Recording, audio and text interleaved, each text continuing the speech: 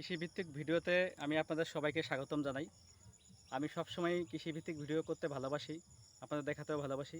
তো দেখতে থাকুন, আজকে আমি নগর সুন্দরদি চলে আসছি কৃষিভিত্তিক ভিডিও করার জন্য। এটা হচ্ছে কুমড়ার ক্ষেত।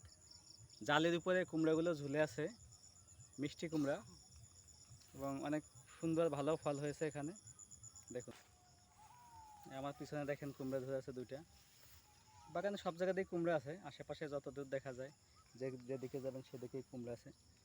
ওই পাশটা দেখাচ্ছি, ওই পাশটা অনেক কুমড়া আছে। দেখেন এ পাশেও অনেক বড় বড় কুমড়া হয়েছে। এত সুন্দর কুমড়া আমি নিচে দেখেছি, কিন্তু মাচার উপরে কুমড়া এই প্রথম দেখলাম।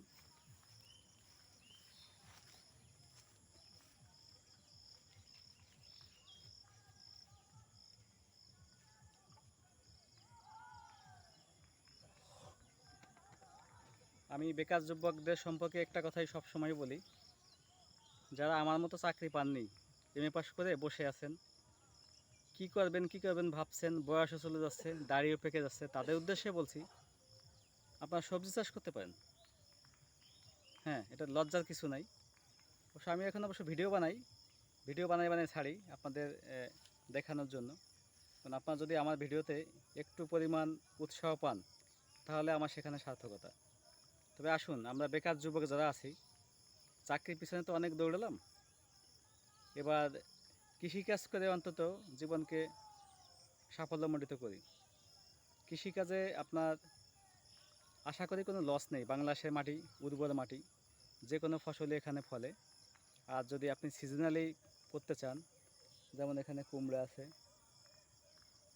পাশে একটা ক্ষেতে ধুন্দল দেখলাম, আরেকটা ক্ষেতে আমি চিচিঙ্গা দেখলাম। চিচিঙ্গাটা আমি দেখাবো কাল, আগে ধুন্দলটা আমি দেখাবো, তারপর দেখাবো। আর কুমড়াগুলো পরিমাণে দেখাই, আমি হাতে দেখাই। এখানে এক একটা কুমড়া 4 কেজি 5 কেজি, এবং এই বাগানে 10 কেজি কুমড়াও আছে। আমি মালিকের সাথে কথা বলার চেষ্টা করব, দেখি বলতে পারি কিনা। এদিকেও দেখতে পাচ্ছি এখানে একটা কুমড়া, এটা অনেক বড় সাইজের কুমড়াটা, অনেক বড়, আসলেই বড়। এটা হয়তো 8-10 কেজি হবে, আমি হাতে ধরতে পারছি না। দেখুন। তো বন্ধুরা, সর্বোপরি একটা কথাই বলবো, যে আমার এই কৃষিভিত্তিক ভিডিও যদি একজনের উপকার হয়ে থাকে, তাহলে আমার ভিডিও করা সার্থক হবে।